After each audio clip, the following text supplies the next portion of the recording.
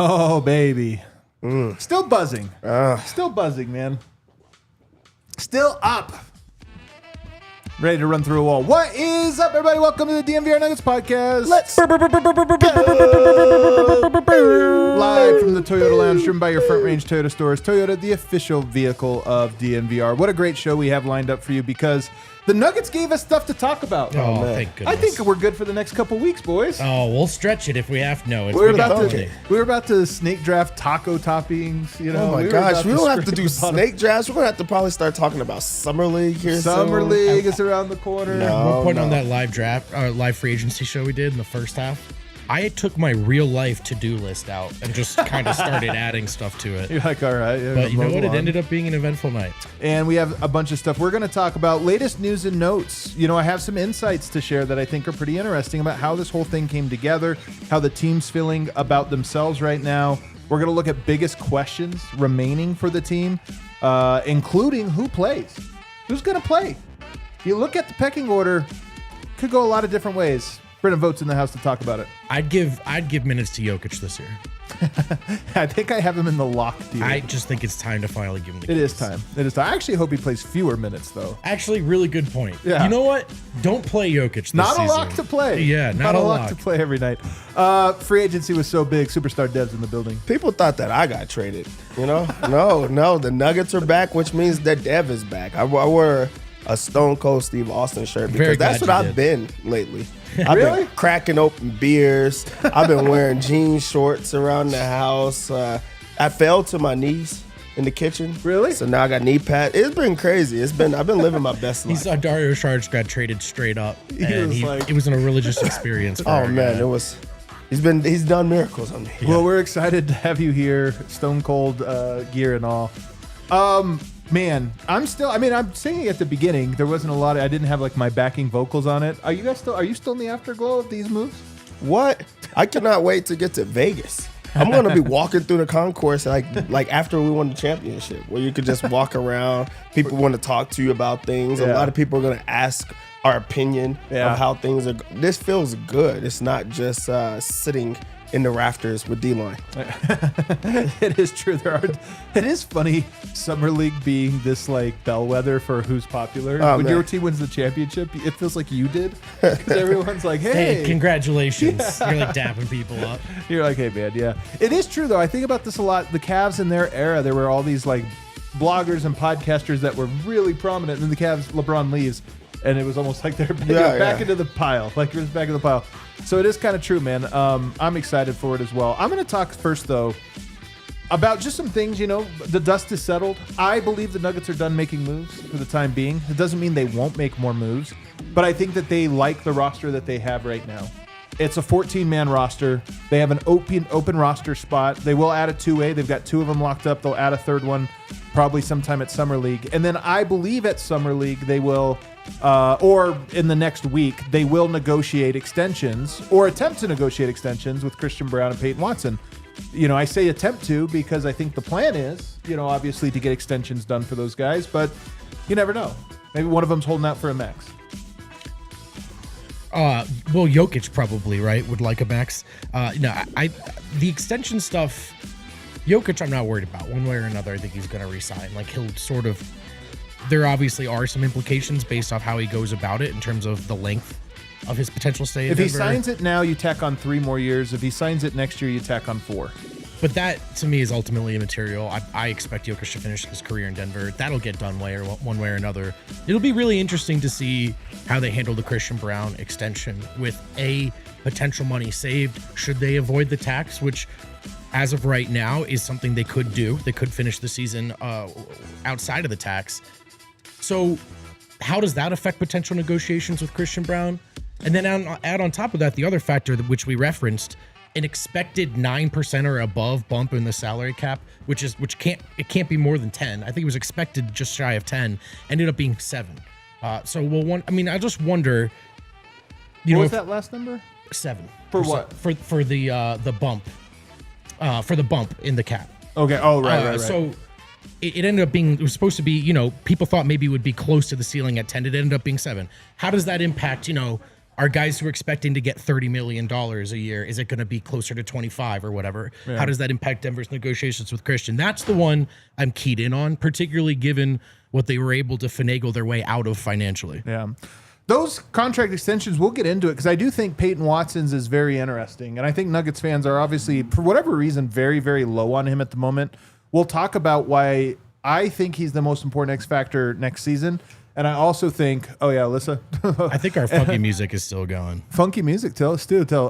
Also, I think that I lost my train of thought there. Oh, I also think that in the future, when you talk about where does Denver go from here, because they have some guys on one-year deals. As much as we're excited, what does this mean in the future? So we'll get into that. But here's the number one note I have for you, Dev. In talking to people, first of all, team very excited about this. Very excited. Lots of hooting and hollering when some of these deals were getting done. They feel really good about it. But more than anything, the thing I have heard from everyone I've talked to is they really thought it was the result of good process. Because sometimes you get a good deal that happens in pure chaos. Something falls into your lap and it's like, oh my God, we got that. And it's like, oh, they did a great job. Something fell into your lap. And I think those are good. You take them when they happen to you. But the thing I hear is that the Nuggets really felt like the pieces came together in a good way, which includes, by the way, David Adelman's input on all of these things. The pieces came together so that they had a plan, and like ideas of how they wanted this to go, how they thought things can break, and they were very thoughtful in when and how they approached different things. So that's my first note, is that the team was happy with the process as much as the results. But does that go to tell you the front office was bought in it? Because with Ben Wallace, this is very new for them. So it's not like they could have been part of that initial process. That means that the Cronkies are a part of that, and Adelman, right? Well, Ben Tenzer has been the acting general manager since the switchover, and a lot of the people in the front office are still there. I mean, most actually.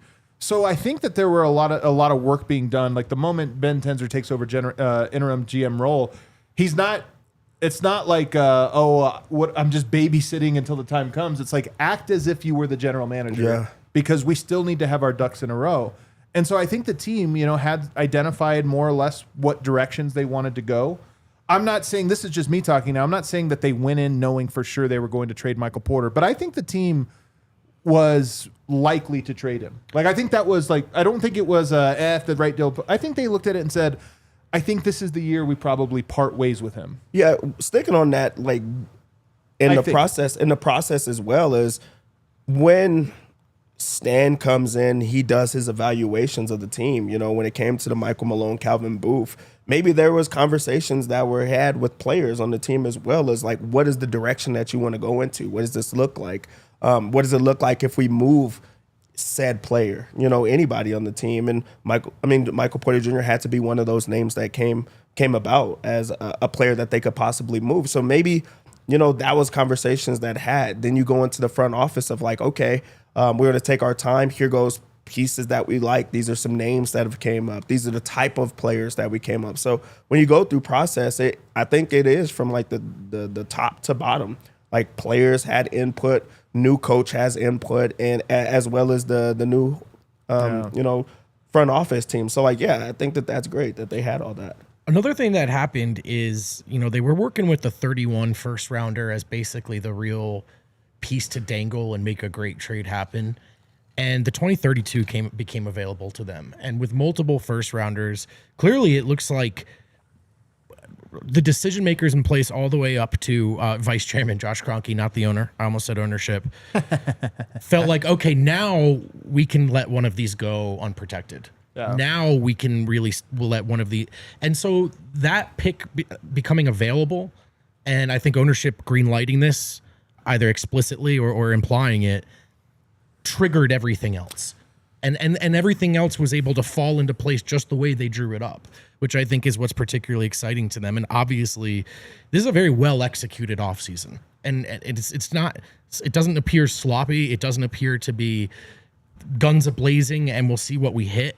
It's just there was a plan, and it seems like it manifested. So a couple notes on the pick here, because they actually did have a pick available to trade. It was the 2031 pick. Correct. So they have their 26, 28, 30, 31, and 32. You can't trade in back-to-back years, so they had traded 27 and 29. That locked 26, 28, and 30. So they could pick between 2031 or on Monday, 2032 was available. And Denver basically had that trade to pick for 12 hours before it was eventually traded. But they could have traded 2031 instead of 2032. And I think it was deliberate on both sides. From Denver's perspective, you're pushing that pick out even further. So you retain assets, that you'll need down the line. But also for the Nets, I think they look at that and say 2031 Nuggets might still be good. You still have Jokic, probably hanging on. 2032, more likely Nuggets aren't good. So they ended up trading that. But what it did is, I believe, freezes both picks, 30 and 31. You now can't trade either one of those. 30 because you traded 29, 31 because you traded 32.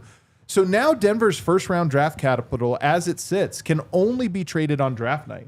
And that's an important thing to think about, because I think the Nuggets built a great roster this year, but it's still going to be a challenge in years to come because they're not going to have any first-round picks to trade other than on the night of the draft. Yeah, but do you care about it right now? Right now, no. I'm just saying, because the whole push right now, and also when you talk about Jokic signing a new contract, is are they maximizing their opportunity right now? They have a very small window of winning a championship. Are they making moves to get better? This shows that you're bought into that right now. We're not thinking about the future. We want to try to win a championship right now, and you give yourself the best opportunity with Jokic, the best player in basketball right now, in the middle of his prime. So I love that idea of we're going to push that out. And then also you make some moves on draft night if you have to do that. Right. But you're not just using that as we're going to try to get better. You're good right now. Right. And I expect that might be how this plays out. I'm curious how many of draft picks Denver actually uses in the coming years, because the 28th pick might be more valuable as a trade chip on draft night as opposed to taking that guy and waiting all the years. And how much longer is this window open? Are you really investing long term? And so maybe this is an embracement of the strong alternative to what we've seen in terms of plans deployed. It's maybe they're ready for the musical chairs of 1-year veterans and stuff like that, and less all right, here's this first rounder that's particularly important to us. One thing I will say about that, though, when you're drafting somebody 2-3 years ago, you're still counting on those people, if they work out, to be with you for 6 or 7 years. So right. Jokic's prime extends, that long. Now you're talking about next year's draft. You draft a guy, he's a rookie, probably needs a little bit of seasoning. Second year, okay, playable, but maybe not playoffs. Third year, he's playable. We're far enough into Jokic's prime now that if you were talking about a player 3 years from now, Jokic's prime is probably over. So I think the calculation is different right now than it was even 2 or 3 years ago. And so I do think Denver's going to look for young talent, but I don't know that it's necessarily going to be draft capital how they find that. But to your point, there were two things that happened here, because I know everybody's talking about, well, the front office finally made all these moves, and they did. But some of this was also the moment finally allowed for it. Michael Porter has 2 years left. I think it's the first time he was tradable in this way, because the 3 years, 4 years, that's difficult. So one is his value was a little bit more palatable. Brooklyn's going to get a guy that they feel now they can rehab his value on 1 year, well, on a team they don't care if they win or lose, and then trade him next year where he's an expiring contract that somebody can talk themselves into for 1 year. So for them, it was finally a good gamble. They would not have done that with 3 years on the deal, because now you're talking about sitting on a guy at $40 million a year for 2 years. So some of this was the contract length. And then some of this was the Nuggets' willingness that you just hinted at to trade that future draft capital, which I know had been discussed in various deals in previous years, but was always, I don't want to say shut down, but always very discouraged. It wasn't an easy sell to say, yes, we'll part ways with that. So this is a bit of a hat tip to, and it's funny, everybody, when they hired Ben Tenzer and John Wallace, everybody said, well, Kroenke's the real GM. And that's a terrible thing, right? Now all these moves happened, and there is a little bit of a hat tip to Josh Kroenke for approving a very aggressive deal that gets rid of an asset that will come back to bite them just not till beyond what everyone cares about. Well, there was the report that he was unwilling to part with MPJ, and whether that was true or not at the time, true enough. But he's flipped that or he's willing to do it now, right? Yeah. And green light it now. But again, I think it's more specifically about how they were handling future draft capital and Brooklyn wanting that 2032, which is the will Denver be in the lottery by then? Right. And that's a gamble worth taking, especially when Mike then, to your point, the following year becomes a very fat expiring contract. So that might be why Brooklyn might even still look at a physical and say it doesn't look good, but we like the framework of this trade all the same. I joked, as long as that 2032 picks passes its physical, I think they're fine. But I loved we have to go to a break. Oh, can we put a bit of it? There's other things, by the way, on this draft capital that we'll get to on the other side that really affected the rest of the free agency period. Well, first and foremost, Adam, we're going to talk to our friends at home about Cake Mortgage, and I'm happy to dot the I's and cross the T's. But I know you happen to know a little bit more about what Cake Mortgage provides people. Adam. Yes, sir. If you're willing to speak on that a bit from the heart, it would go a long way. I'll speak on it from the heart because I know a lot of people, especially people who are self-employed, maybe make good money, have a successful, growing young business, but it's so hard to get approved for a home loan because they want you to have a W-2. It's a lot cleaner. It's a lot easier.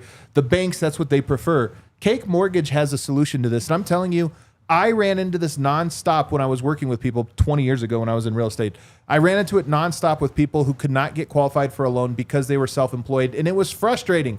Cake Mortgage specializes in helping that very person to get qualified. So if you are a small business owner, self-employed, or just not on a W-2, but you qualify for a home, give these people a call. They're really great to work with. They're Nikola Jokić fans, at least the ownership group is, and they will walk you through. So you've been discouraged, you've been rejected before. They have a solution in place that they specialize in. CakeHome.com, 1-888-EAT-CAKE. So easy to remember. It's a piece of cake. What a great read, by the way. You made it look easy. And there's a link in the show description here. Head to that link in the description to get started. Cake Mortgage Core, equal housing lender, NMLS number 1734623, licensed in Colorado by the Division of Real Estate. Terms and conditions do apply. Okay, this next read is something I'm a little more familiar with. We're talking about Mando, and I had to get familiar with Mando when I realized, oh no, I have a little bit of BO. And it's body odor, man. It's not armpit odor. It's body odor. You might throw a little strip of deodorant on underneath the arms there. You probably have not handled the entire aspect of maintenance and taking care of how you smell. Men's deodorant is something that's overlooked often, and Mando comes in clutch here. Mando is a men's deodorant brand that's hyper-focused on keeping every aspect of a man's body smelling fresh and clean, every aspect, foats, pits, belly buttons, balls, butt cracks, grundles, munders, and more. Mando's starter pack is perfect for new customers. It comes with a solid stick deodorant, cream tube deodorant, 2 free products of your choice like mini body wash and deodorant wipes, and free shipping. As a special offer for our listeners, new customers get $5 off a starter pack with our exclusive code. That equates to over 40% off your starter pack. Use code DNVR at shopmando.com. That's shopmando, MANDO.com. Please support our show. Tell them we sent you. Smell fresher, stay drier, and boost your confidence from head to toe with Mando. Oh, yeah, dude. Incredible timing. Oh, yeah. Welcome back into the DNVA show and the DNVR podcast feed. Yes, welcome back, everybody. All right, on the point now of trading Michael Porter, that move is what opened everything up because it was the savings on the contract that allowed Denver the flexibility. At the moment they make that trade, they duck below the luxury tax, and that opens up, for one, the ability to shed Dario Saric's contract and take on a bigger contract. They could not have done that before. So in getting off of Mike's contract, even though they're getting a great player back, in getting off of his contract, that's when Denver had more levers to pull to make moves, and the Valančiūnas trade is a big part of that. So that was like a lever that was important, a first domino that was important to fall.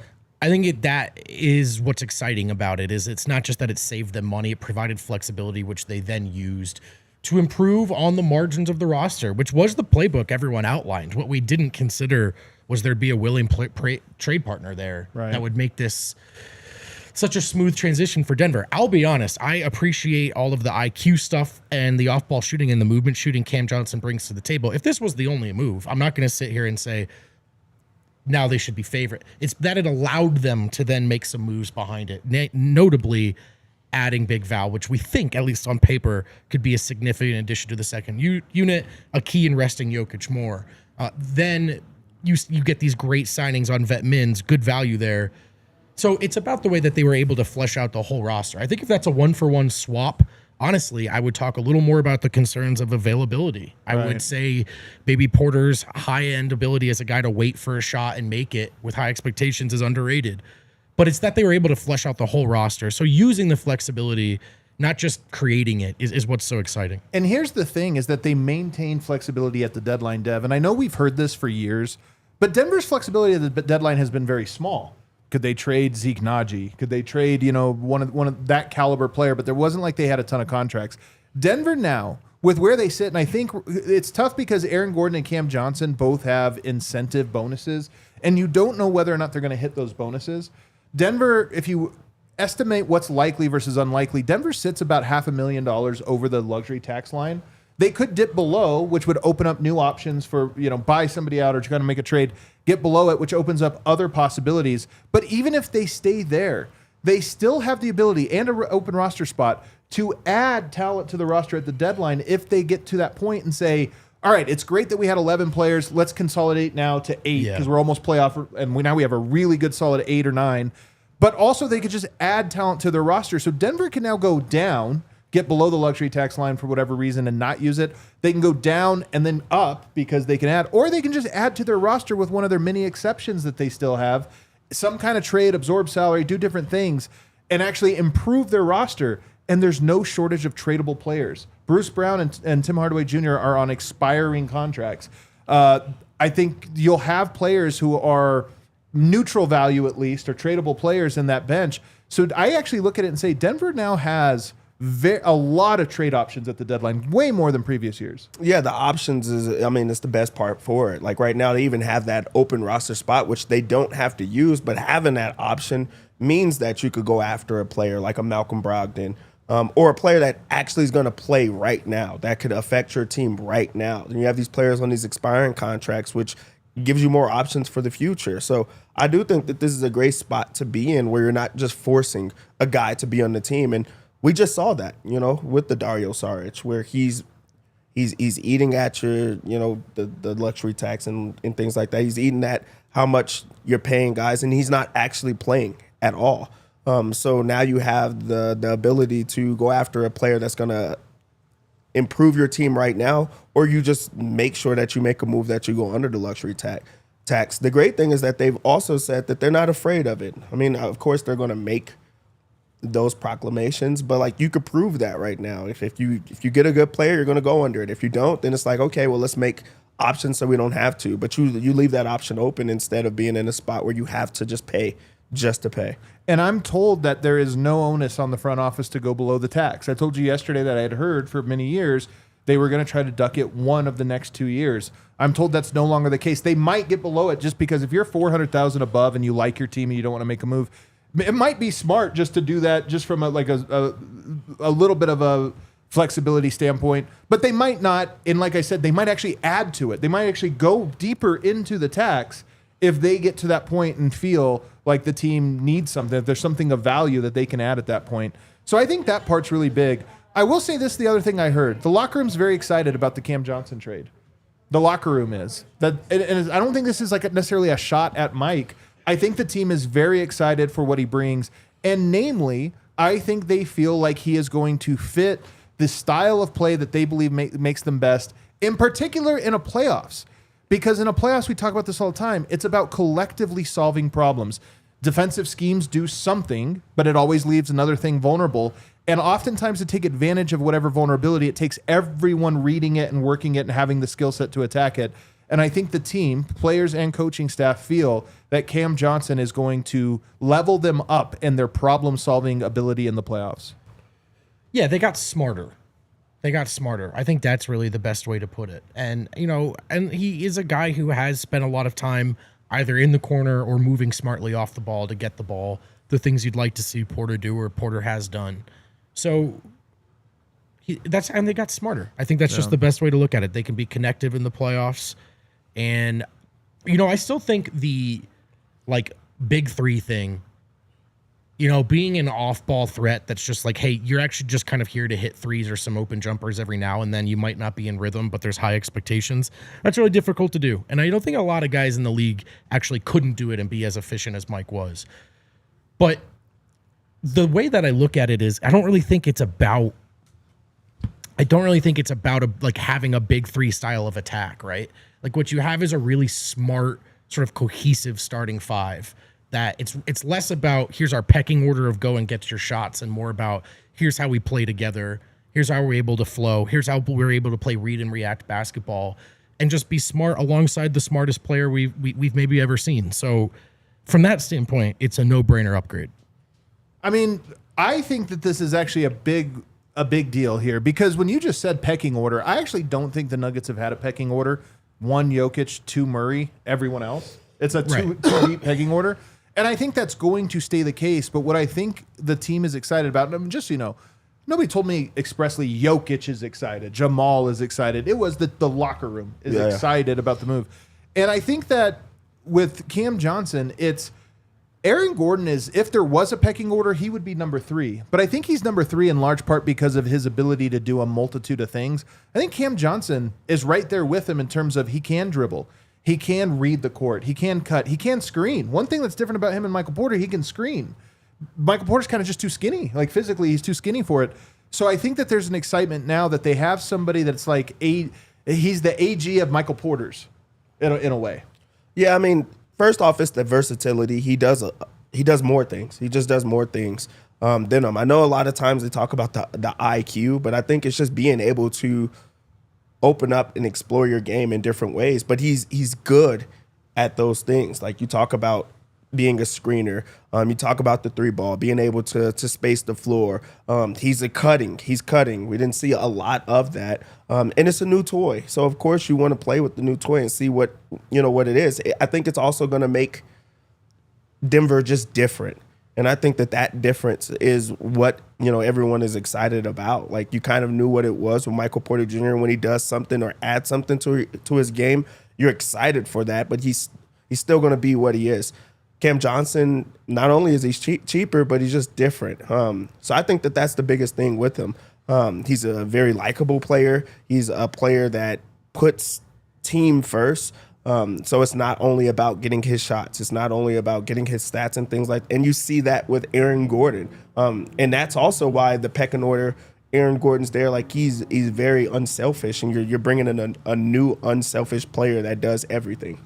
Another little news and tidbit for you. Peyton Watson has been in Denver a lot already this offseason and plans to be here all offseason working with the coaching staff. This is a big deal. He's obviously extension eligible. They'll try to work that out, I think, in the next week or two. But also last year, he deliberately was not in Denver. And I believe with confidence that had a lot to do with a disconnect with Michael Malone and just kind of really being those two had a frustration. Obviously, him in the middle of the booth, Malone kind of spat and did not work out with the coaching staff. This year, he is committed to it because he wants to be around them and say, what do you guys need from me? New coach in town, new regime in town. He is going to be here working directly with them. It's not that he didn't work out last year. He had his own trainer in LA, his own team, his own workout coach, all those things. But now he's working out with the Nuggets training staff. What do you make of that? Either of you. That's the direction Peyton needs to kind of head in for sure. Those are and again, I think it hurt both sides. It hurt Denver and it hurt Peyton. And he was at that presser again, right? Which we mentioned after missing the first one. There's a lesson learned that this team has learned already in team building, which is just even if you're an important sort of role player, if you're working against a bunch of people who are otherwise rowing in the same direction, you've really made yourself dispensable, And I'm not saying that Peyton's necessarily done that, but it's more of embracing, like, honestly, be a teacher's pet, Embrace these things. Like, be around the other players, the staff as much as you can, be around the organization as much as you can, be around 15 as much as you can. Because if you want to be here, it's sort of about David Adelman's great quote which is it's not just about development, it's about developing at the things that we need from you. Yeah. So there's a version of Peyton that can go try to spread his wings, on the Raptors or the Nets. But also repairing trust to me is important in this equation because, like I said, this was a two-way street. Like if it grew to it, where I think over time there was like a little animosity or just a little bit of frustration about what's do I trust? What's going on?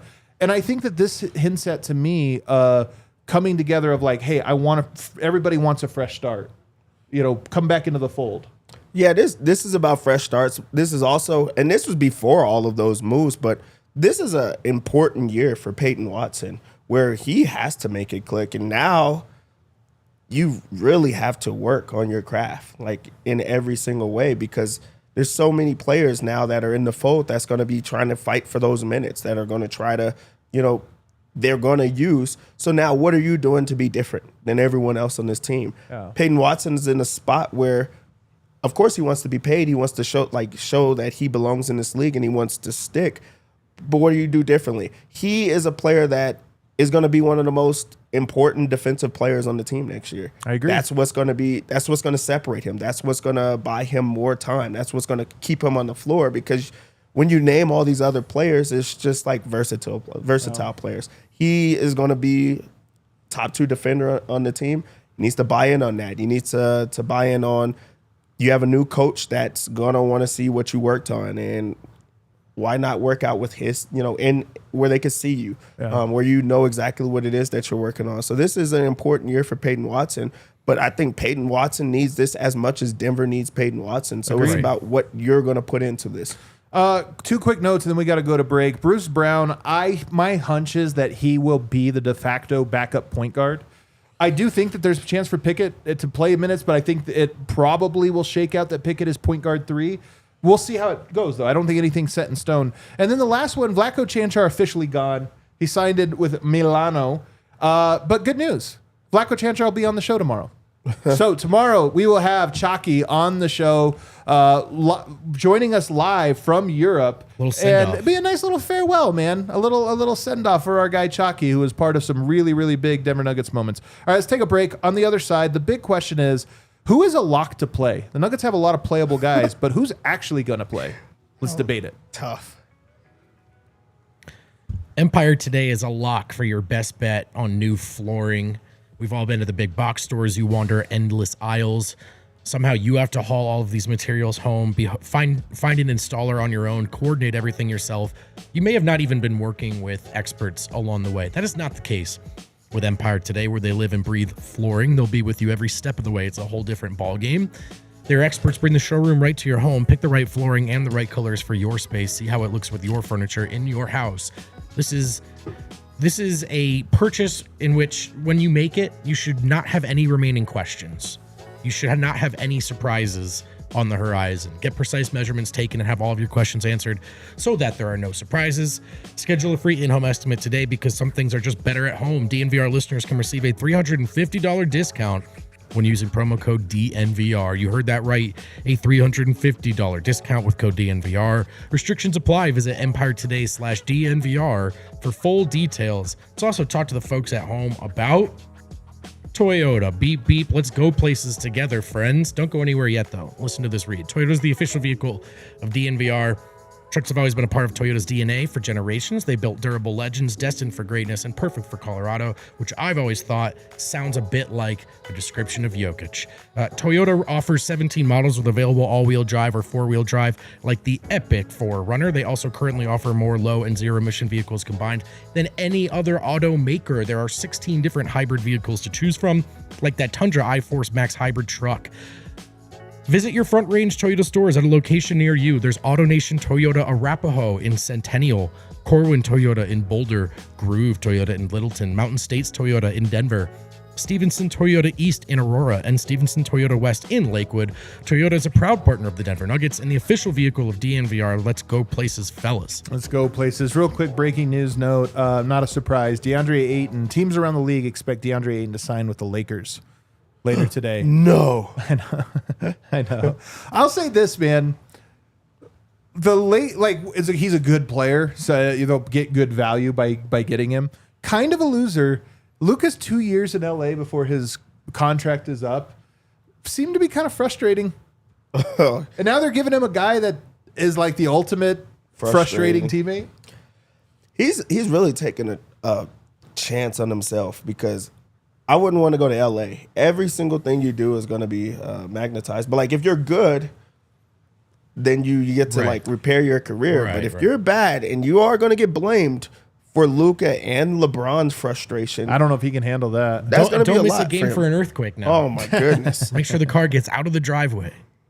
We don't have to spend too much time on it. Maybe tomorrow we'll talk a little bit more about it. But kind of curious on how Luka enjoys his next year in LA. As in, he may not. As in, I kind of wonder if he enjoys it at all. Kind of wonder if he does, but we'll save that for another day. I just want to say really quickly, my favorite Luka quote ever is when he said about LA, well, they've got the beach here. That's really big for me. And I got to say, that's the exact quote from everyone who's kind of sad about living in LA. How's it been? Oh, they got the beach. Yeah, they got the beach. Pretty big for me. I guess that's one thing. All right, let's talk about who plays. This is going to be difficult here. The starting five play. They play a lot of minutes. They're going to be really good. One of the questions is just what's Adelman's rotational philosophy. Right. Michael Malone loved playing his starting five together and four of the starting five together more than any other team. Will that be an Adelman philosophy? Because if not, it kind of changes who plays how much. But if we just go, and listen, do we have our doc ready to go? All right, let's bring it up here because let's start to look at guys who we think are a lock up there. Do you have the one without all the players on? Yeah, I can take them off. Yeah, take them off real quickly here because we'll move them around. This is my estimate. But I'm going to go ahead and say I think there are two locks to be on the night-by-night rotation, and that is Bruce Brown and Jonas Valančiūnas. I think those are the two guys that you can kind of pencil in and say they're not really competing with anybody. I'm sorry. That was really tough timing on my part. You want to take this down? Yeah, I mean, Big Val played, like 81 games last year. And also, the Nuggets going after Big Val shows that they need a backup big. That's been the push for the last few years. You want to buy as many minutes as you can. And now you're not just buying minutes. Now you have a serviceable big man that actually can get out there and play well. So he's playing every single night. Yeah. Every single time that he's available, he'll be out there. And he's the only center. I mean, Zeke Naji at center. We've done that experiment for a while. Deron Holmes at center. He hasn't even played power forward in the NBA. They don't have another option. So that's why I'm like, pencil him in. Where will there be nights when they go with no center? I just don't think there'll be that many. I think that their identity is now going to be Big Val off their bench. There's also, this is an investment, right? You created some flexibility with Porter. What'd you do with it? The Shard swap for Val. Val's not here to sit on the bench. Val's here to play. Yeah, and then when it comes to Bruce Brown, the Nuggets still are possibly in need for a backup point guard. You gave yourself an option of Bruce Brown, who you've already been familiar with. He's going to be the bench guy. He's going to stagger a lot of times, but he showed that he could play backup point guard if needed. He has the size for it, which I think is incredible. I think that's going to be something that they're going to be excited to see, like putting him on opposing guards. But he's going to play backup guard while also being the shooting guard as well. He's also, and his best value to Denver when he was here last was he's kind of the sixth starter. He can replace Jamal, Christian Brown, or Cam Johnson, and you kind of run the same offense no matter which one of those guys he replaces. And that's why I think he's just an automatic stone cold lock. And versatility, right? So it's when you talk about the second unit, right off the bat, the easiest thing to go is, well, you look at the depth chart, how do those last five names play together? Doesn't have to be that way. You're going to stagger, and Bruce allows you to get a little bit creative with who plays and when. Yes, Bruce is going to play big time. Also with Val, he can't fail. And I don't mean that as in he's too good to fail. I'm saying the Nuggets have to find a way to make it work. Dario Saric was a stretch five, and it was like, we'll see if it happens. Malone obviously didn't stick with it very long. It was horrible in the moments that we saw it. That can't happen. If Val comes out in his first 5 games and they are horrible, stick with it another 15 because they cannot pivot away from saying this isn't working. It's how do we make it work? So he is a lock to play. You could have added one or maybe 2 other guys or 3 other guys to this list, but instead of locks, I think they're near locks. And the next one to me is Tim Hardaway Jr. I think he is a near lock. Veteran player who knows how to play the game. He's a shooter, which Denver desperately needs shooting, and he can shoot. I think of the next guys on this list to me are like Peyton Watson, Julian Strawther, Zeke Naji. I think of all of those guys, Tim Hardaway Jr. is the most near lock to where I actually think it's more about Strawther and Peyton outplaying him than him outplaying them. So I'm going to call him a near lock. Would I be surprised if he collected a DNP from time to time? Not really. But I kind of think he's just like penciled in when healthy in the rotation. He shoots the ball so well that you're going to need that spacing. You're going to need a guy off the bench that can score, and he's now going to be tasked with being the scorer on the second unit. He's going to play because they're going to need shooting, they're going to need size, they're going to need buckets. He's about those three things. I feel like he's going to play. He's almost a lock for me. So you think he's a lock? But he will have some DMPs. I do think that'll come. But he starts in the rotation. Yeah. I mean, he's your 8th best player. 8th behind Luke and Val? Or Bruce and Val? Yeah. That's the way I look at it. I mean, it's just different position. I mean, I think Val is penciled in large part because he's a center and there's no competition. Yeah, I guess that's maybe a different way of looking at it. Yeah. Those are your 3 best guys coming off the bench. Like, I don't know if he's better than Bruce Brown in a vacuum, Yeah, I don't- to other teams. sure. But there is competition at least at the role that he is playing. But I'm with you. I still put him near lock, though. Yeah, but I mean, by the playoffs, we talk about finding 8 guys, right? Or 7.5 guys. And really, that's another way to look at it. Playoffs. Could you see him not being a lock in a playoff rotation? I could see Maybe, that. but he's your 8th guy for now on paper. they put Julian Strawther in games just because of the respect that teams have for the spacing. Tim Hardaway Jr. has done it for a lot longer than Julian Strawther. So, like, that puts you on the floor already. And he makes shots. Yeah. I think that's the difference. Not an elite defender, and that's part of it. But I agree that I think these guys are the next ones up. Here's where we're going to kind of disagree. My next near lock is Peyton Watson. And the reason I have him here, if you look at the Denver Nuggets defense and what they've added, not a lot of defense. And not only is there not a lot of guys who are just known as defensive players first, but there's also a gap in between the Christian Brown specialty of defense and the Aaron Gordon specialty. And that gap is important players. Kevin Durant, Shai Gilgeous-Alexander. There are players that neither one of those guys are really ideal for, that Peyton Watson, in theory, is ideal for, and I think at his best has been. And I think he's a near lock because he's still going to have to earn the spot. But I think if other guys hit and Peyton Watson doesn't this year, I would be worried about Denver's playoff defense. If you're like, oh, Hardaway was great, Bruce was great, Strawther was great, Holmes was great, I'd be like, okay, but in the playoffs, who guards the other team's best player? Yeah, although the Nuggets defense kind of figured a lot out, I would say, in the postseason, mainly with a zone, which is kind of crazy. So maybe I'm less concerned about that. But I do wonder if Christian Brown can start sort of allocating his effort a little back towards being an elite defender and an offense that has still off-ball shooting and spacing from Cam Johnson, but is maybe just a bit more versatile, particularly with the pieces coming off the bench. And so can Christian Brown be less of a transition demon and more of a I'm stuck to you like glue demon? Should he do that across 82 But I just don't think he can guard playoffs? certain types of player. I mean, we've seen it that he's very effective against some, but ineffective against others. And that's part of why I think they need... I mean, to me, the Nuggets need Christian, Peyton, and Aaron Gordon to be able to cover every player in the NBA. Like, you have to look at every matchup you could possibly get. And I just think there's a gap between Christian Brown and Aaron Gordon. There's this little gap where a handful of players where you say neither one of those guys are really designed for that type of matchup. Peyton Watson is, and I don't think the Nuggets are going to give it to him because of that solely. But I do think they will look at that and say, if we had to pick one of the young guys to hit, they would pick him. And then lastly, I expect the Nuggets to get a contract done for him this offseason. An extension that'll probably be, my hunch is 3 years. I don't know if either side wants to commit beyond that.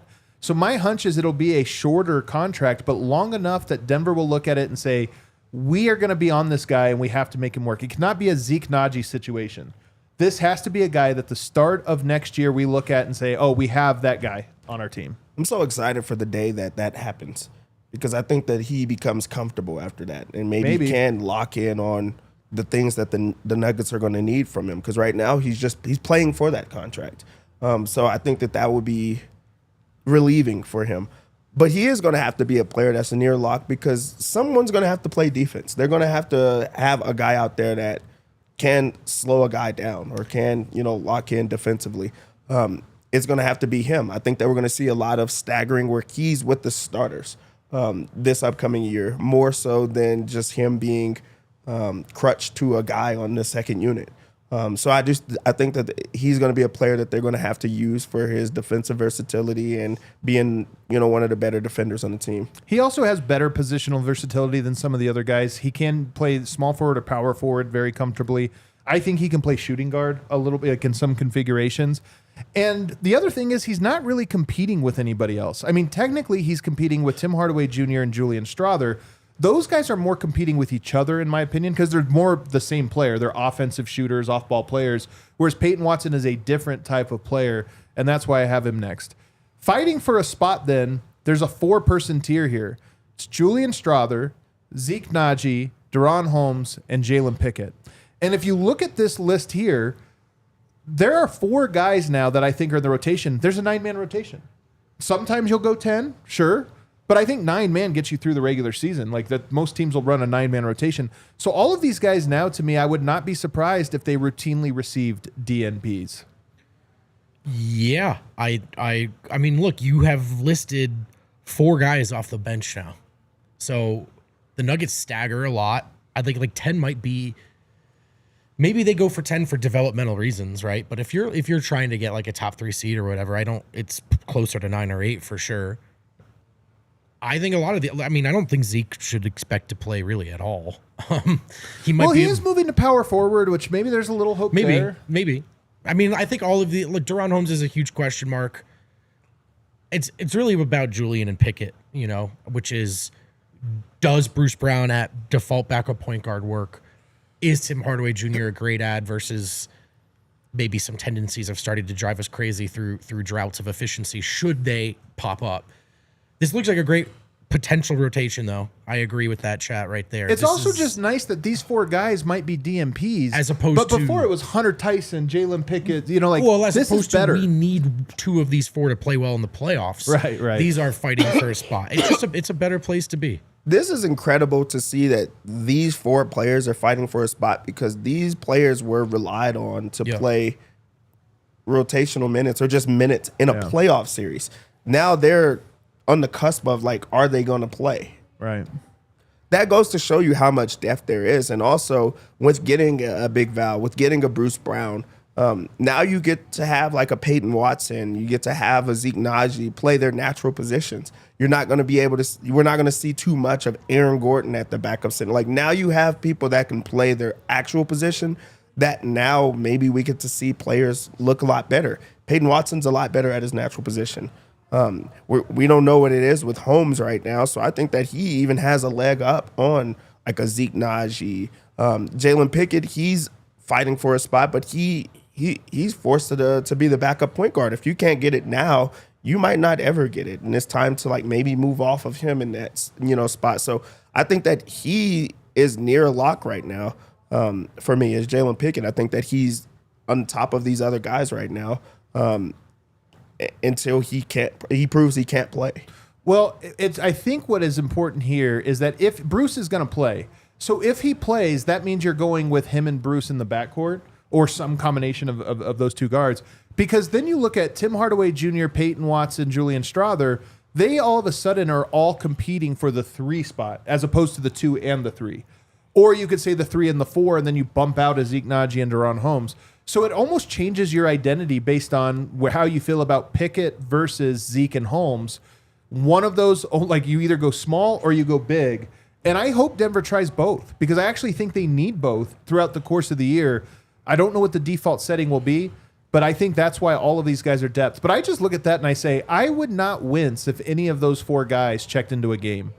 And if we did this last year, those players are guys that we would be wincing at if they checked into a game. It'd be like, oh, God, here comes Hunter. Here comes Flacco, who we love, but he was hurt. There's no doubt about it. It's very, very different now.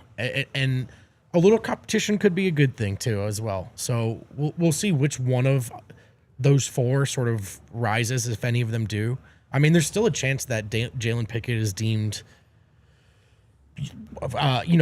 to be bringing a lot of utility to the table if they find like a true secondary table setter is not available to them or proving to be a deficiency. So It's just a much more exciting spot to be in than, hey, Jalen, do you think you can play in this OKC Thunder series? Right. Which was a bit much. The other thing I think here is Peyton Watson, one positive for the Nuggets' benefit of him having the 3-year arc he's had under Michael Malone and Calvin Booth was that I think he's going to get a very small extension. Now, maybe he's not even any better than this, and he would have got that no matter what.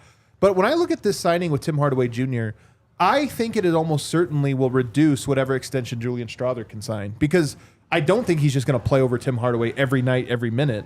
That probably will at best cut his minutes down, and Denver can extend him next summer.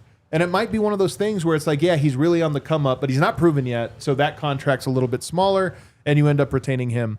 The last part of here is depth, and these guys are just your two ways. It's Hunter Tyson, who I think, I just don't know what his path would be to playing. We talk about the people that are ahead of him. There's at least 4: Cam Johnson, Tim Hardaway Jr., Peyton Watson, Julian Strawther. He's kind of competing with those guys. And then you've got the two-ways who are Spencer Jones and Tamar Bates, and there'll be one more player, a two-way player. They're just depth. If you get into a bunch of injuries, those guys play, but I don't see them playing in any other world. I love this. This looks like a real depth chart. This is a real depth chart. The thing, it's obviously better to get your two-way signings right than wrong. But, Denver is sort of, at one point in the Jokic era, you get a two-way signing right. Hey, there's a missing piece in our rotation. Yeah. I think a really healthy rotation and a really healthy roster, with all due respect to Bates, hopefully we don't hear his name. He should feel differently about that. He and his agent should feel, I hope everything goes well for him. But you hope he's Adonis Arms. But it just shouldn't. The Nuggets should have if this rotation is literally healthy, Tamar Bates should never come up, and that's a good thing. Your two-way guys, I think, are almost more like your front office. Let's get a look at this, right? Let's establish this relationship. Let's bring this person in. Unless, man, do we need them to carry the way in terms of rotation minutes? This is the way it should be. I think if they add, because they have one more two-way spot, I think they should add a center. I think you should try to find the next Jay Huff, because they are one little injury away from one of your centers from all of a sudden being small again. I think they could survive short term, but I do think it'd be smart for them to have somebody on the roster that's like, we're going to need you for 10 games, Jay Huff. Step into the rotation. Yeah, you'll need that, especially with Big Val being your backup big option. It's going to be nice that he needs off, or maybe he goes through an injury or two that you're like, okay, well, now we're forced to playing people out of position. I don't think they should do that anymore. I don't think that you have to experiment. Throw a body in there, throw a guy in there that's doing those same type of things, and maybe it hits, maybe it doesn't hit, but you have that option without it counting, as much as someone else does. So I really do hope that they do that as well. I know some people are wanting that to be a point guard. I think the big is where you would try that there. Looking at that chart with the depth, I am shocked to see how far Hunter Tyson has fallen into. He used to be a guy that was borderline, or on the cusp, and now he's all the way back there, and he's taking a real contract. I mean, a real spot on his team. That's more weird that he got the contract than it is anything else. But he's right there with the two-way options. By the way, PJ Hall is with the Charlotte Hornets Summer League team. Yeah, it's his old home. Little update on PJ. Yeah. Isn't he a Charlotte guy or from Carolina? So a little bit of a homecoming. I think that's the big question. It's just who plays. Some of the other ones, though, are what will the identity of that be? And if you think about it, Big Val's playing. He's a low post guy, and he's a rebounder. I think that they should feature getting the ball to him. And by the way, I think this fits Pickett's style of point guarding a little bit more. He is a set-the-table kind of guy. I think he's the type of guy, if I was a traditional point guard or a post-up player, I would love having a Pickett on the team, because he's very good at getting the ball entered. And then if you kick it out, he's good at making the next thing happen, right? Somebody doubled from here, cut into space, whip it over. So I could see Pickett being a valuable player for him, but I do think Val will be at least part of what makes their identity on that second unit. Yeah, it's more traditional team right now, where they have a big. It's going to be a lot of pick and pop or pick and roll, which Jalen Pickett is really good at. I think that people, I continue to go back to this. Playing your actual position, it's night and day in this league of you not trying to get bigger or stronger, or playing where you're just defending out of position a lot of times. Now you have a traditional team. And I think that Jalen Pick is going to look a lot better in this setting. You'll see Zeke Naji, look a lot better in this setting. So I love the fact that there's traditional and then back to the pecking order. It is going to go with Big Val. But also Big Val is he's a capable scorer. He also will make the extra pass. He also is going to get, more rebounding. But you don't have to guess each night, which I feel they have done in the past. And you have Bruce Brown who could take on that ownership at nights. So I really like that. Yeah. I think more pick and roll off the bench would be awesome. I don't know Big Val's synergy numbers, so I'm just going to imagine if he's a guy who rolls to the rim when Murray has the ball, the defense might at least blink versus some of these options that we've seen. Well, he's a great offensive rebounder, so if you don't, then he's really good at anchoring himself and cleaning up. Yeah, I think of so many of the bigs that have come in and they go to set a pick and they roll and the geometry of the floor does not change at all. Yeah. And so that's because then if Jamal Murray is staggering, and there's a big that actually forces a defense to react in any way, hope they're playing through Jamal, but through Val as a threat and a real pick and roll or pick and pop guy that Murray can dance with. Yeah. I'm not sure what the rest of their identity will be like, to be honest. I think Tim Hardaway Jr. gives you a little shooting. He might enjoy, Tim Hardaway Jr. is a guy who he complained about playing with Luka because Luka has the ball in his hands all the time. I don't think he's a guy that just loves getting out the way. And look, Luka is one of those guys that has the ball in his hand literally the entire possession. So I imagine coming here, when you look at shot creation, you can post up Big Val. Bruce, as much as we love him, I don't know if he's just to give him the ball and he's going to create a shot for himself kind of guy. Yeah, he's not. And I think Tim Hardaway Jr., while I don't love him as a chucker, he might have but we need you to be aggressive in this kind of configuration. So I wonder if he becomes a bigger part of the offense than we thought. He's going to love it. He really is going to love the ability of hey, they need an offensive scorer in this. There's a lot of guys that can set the table. There's a lot of guys that are unselfish. If you put the ball in his hands to go score, he will be a Benedict Mathurin type of player. We've seen big nights from, Tim Hardaway Jr. But also he's been in a setting alongside Luka where he's just, okay, I'm going to space the floor and I'm going to get open. I'm going to shoot it when it comes to me. So he has a little bit of everything of being the premier scorer, but also the guy that's waiting for it. We also know what type of shooter he is, especially when he's wide open. They're going to create a lot of space and opportunity for him to take open shots. You've been asking for that for a long time. So, he answers a lot of calls. I wonder if Murray will get to play in a second unit with some kind of spacing. Because Hardaway will shoot. Bruce will shoot from the corners. Val's a guy you at least have to guard. And can it just be a little bit different than Murray kind of taking 11 seconds off the shot clock and then deciding it's not going to work and swinging it, which we've seen a lot. If they did go with Tim Hardaway Jr. and Strother together, your lineup might be kind of chaotic because both of those guys can create their own shot. They're a little wild. They're a little streaky. So it would be a little bit wild to have to, if you said it was going to be Bruce with those two, that might be a little bit of a hot and cold second unit. Yeah, for sure. And so something there to kind of think about. But the identity of it, to me, Adelman has to be licking his chops that he has this many weapons to use. But he also has to be but there's not a clear... And one thing with Malone is he had his guys and guys he didn't like. It made things simple in terms of knowing what the order is. I think this is a team where if I had my way, the Nuggets would go through rhythms where it's these guys are playing and they kind of play this way, but now these guys are playing, and you just build the muscle of all these different looks. All right, we're working on. We have some big teams coming up. Let's play big for a while and see how that works. The versatility that they just did not have at all. They had 5 to 6 guys that were good enough to be in any given game on any given night. Yeah, but they had virtually no ability to do what we've seen the 2 teams that were in the finals this year do a ton of.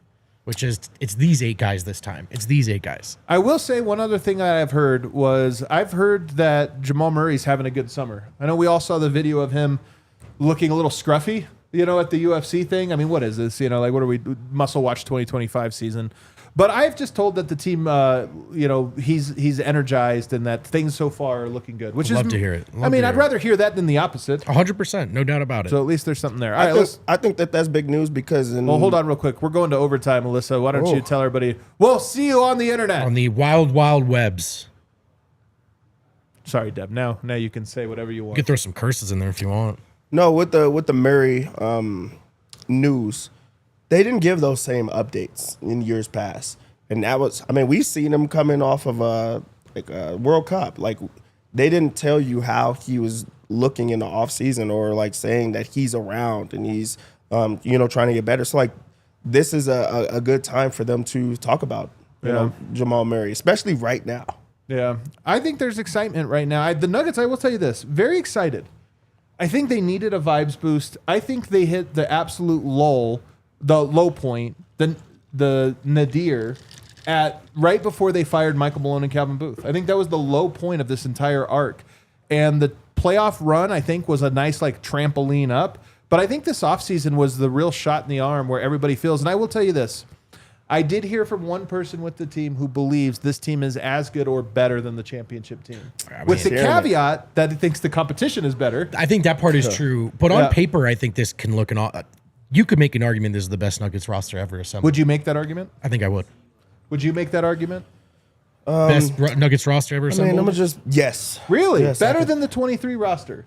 We didn't think that it was that good going into the season. They won it, so it's easy to talk about it in hindsight. When you look at the actual roster, on paper, they're better. Yeah. I think it might be true. Very well might be true. But that team was really good. But nonetheless, that's how exciting this is. And I think the team feels that way of like, not just back from the dead, but no, this team makes sense. Back and possibly better than ever. And they have the versatility of the NBA trade deadline where they can make real maneuvers. Not little maneuvers, but real maneuvers if they so choose. And I think that's part of what's so exciting about this is they have all those guys. They might have different guys at the end of the year that even feel better and plug the holes that they find out they have throughout the course of the season. All right, Super Chats. Let us know in the comments, by the way. Is this the best team ever? Is the 23 team better? What do you think? Let us know. Obviously, they haven't played a game yet. So, yeah, you're trying to figure it out with some hypotheticals. I think they look real deep. Macahru, would y'all still looking at trading Zeke, P-Watt, and Julian, or would we be able to afford P-Watt extension? Would hate to lose him for nothing. So here's my big thing on the P-Watt. So I was talking about this. I think they need him this year in the playoffs defensively. But also going forward, you might likely lose Bruce Brown again. He plays well enough. He gets another contract. Likely lose Tim Hardaway Jr., who, by the way, I'm told was very eager to play with Nikola Jokic. That was part of it. That's what I would say too, by the way. But I think that was part of it. Like, how do these deals happen? Sometimes it is a player's like, yeah, I want to play with that guy. But you're likely those are 1 year guys. So that depth that we just were talking about, you lose that. If you lose Peyton Watson for nothing or what doesn't work out, next year you're not counting on him. Denver has to go to a point next year where you're like, P-Watt, got him. That's a pencil in, good, solid player. Because every other alternative is negative. And so it's just something to consider here about how they handle that. Nash Sweden, one more point guard for this roster? Question mark. Hope not Russ again. Well, I don't think it's going to be Russ. I don't think the Nuggets are going to add to their roster. I could be wrong, but I don't think the Nuggets are going to add a point guard to the roster. Bruce Brown will be, I think, positioned as the de facto backup with Jalen Pickett as another option. No, some of Russ FC is still with us. Hope he finds a home. Sacramento. Weird situation there. Julian Strother, lover. Fellas, we're so back, but what about my Pookie's minutes? Is that Julian Strother, I would guess? That would be Julian Strother, yeah. I mean, we'll see. I think, here's the other thing about it. They're all going to play.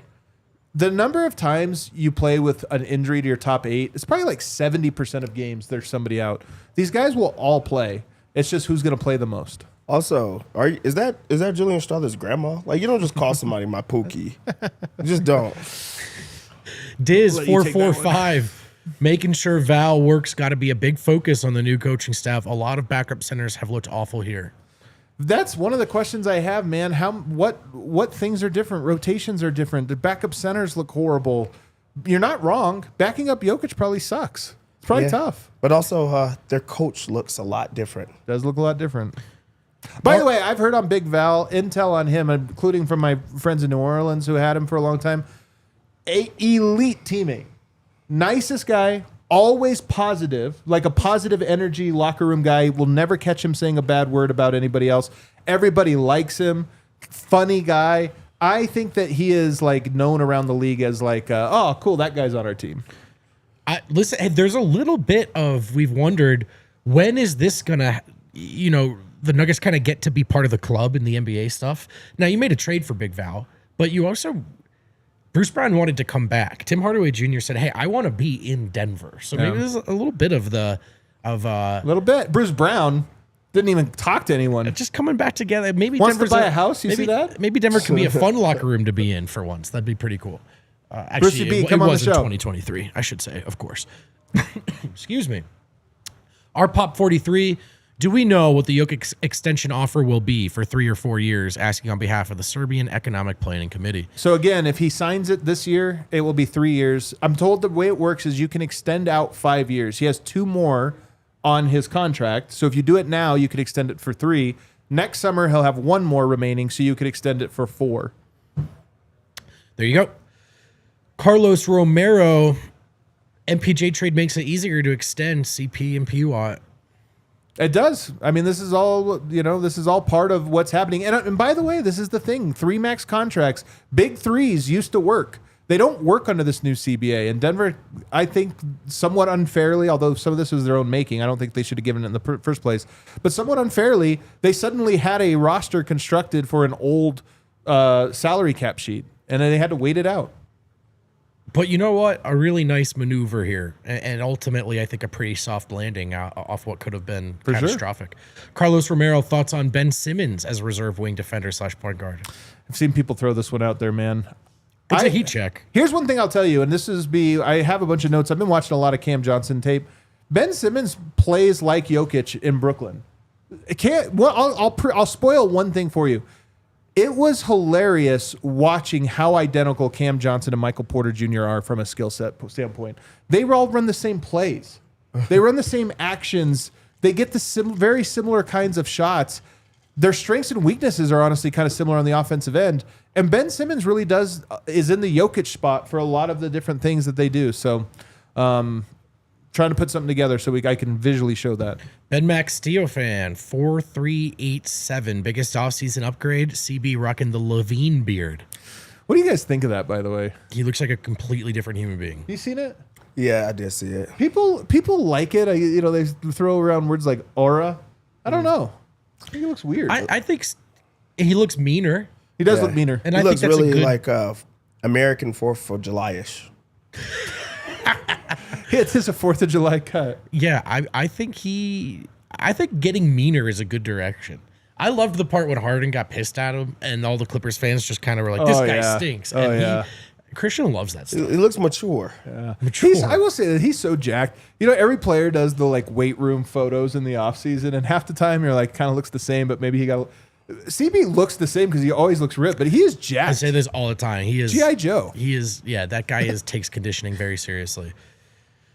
Big Honey 15, Bruce Brown, Christian Brown, P. Watt, Aaron Gordon, Jokic defensive lineups will terrorize. That's a hell. Throw that back one up. Or I guess that is Bruce Brown, Christian Brown, P. Watt, Gordon, AG. Jokic. That's a defensive lineup. Can it score? Probably, honestly. Probably okay. That can guard, though. We've seen worse attempts to get defenders out there in terms of the scoring balance. Definitely true. Harlow in Alaska. My guy. A penny for every sweet, smooth MPJ 3 as a Nugget. He gave us $10.09. Is that what that says? That's awesome. A penny for every 3. Joker's the franchise, AG's the soul, Murray's the catalyst, but it was those MPJ splashes that made me jump off the couch. Farewell, Mike. Go New Nuggets. It's true, man. I would put this out there, but a Michael Porter 3 just hit different, man. It just hit different. Especially the big time ones, which there were more of than people remember. Jeremy J. Rock, good to have Dev back. The vibes are back. Nuggets are back. Operation Championship window is back. We will all go to a game next year. Hashtag, what does that say? John Bonet. John Bonet. Thank you. And my boy Jeremy. Any final thoughts, Dev? We don't get you all the time, man, but this is exciting. This is exciting. My group chats have been going crazy, as I'm sure everybody's group chats has been going crazy. It is exciting to win a championship before you have to play. We're back in contention. There was some excitement that was kind of dying for a little bit. Right now, you feel refreshed, you feel rejuvenated, you feel like you're ready for the season. This is a good spot to be in, and it also is good for the future because, you're starting out this new regime on the right foot that you're like, oh, I like this. I like this a lot. This must be what it feels like to be like the Lakers or a really good team that just you're like, how did they do all this? I don't know, but I enjoy it. Yeah. All right, hit that outro music, Alyssa. Everybody, thanks for tuning in today. It's been a lot of fun. Tomorrow, Vlatko Cancar joins the show. Get a little send-off, a little farewell for several good years. This is so cool. I was wondering if I was going to get a chance to say goodbye to Vlatko. How about With the Fellas live on the air? With the Fellas live on the internet, man. What a treat. You're not going to want to miss it. One super chat came in at the very end. What was that? Oh, that's our friend Cedric saying, when are you guys arriving in Vegas? What's up, vote? Different Vegas outfit this year. We'll have to wait and see how it all shakes out, but we'll let you know on the timeline. Everybody, hit that like button on the way out. We all silly like the mayor.